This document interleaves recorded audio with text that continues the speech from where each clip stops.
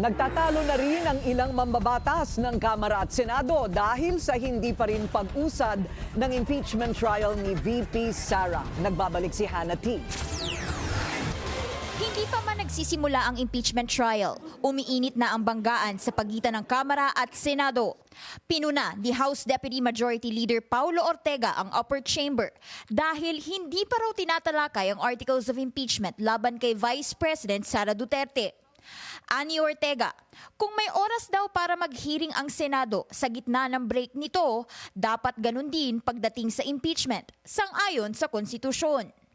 Pero buwelta ni Escudero, mag-aral pa raw si Ortega.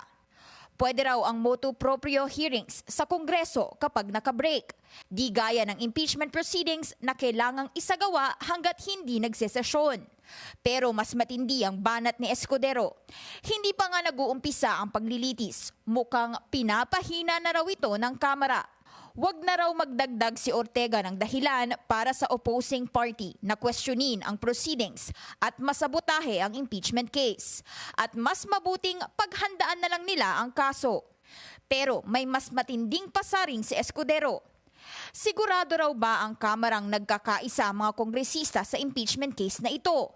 Dahil satisfied naman daw si House Speaker Martin Romualdez sa mga naging aksyon ng Senado. Lalo na mag-inspeksyon si House Secretary General Reginald Velasco sa Senado bilang paghahanda sa paglilitis.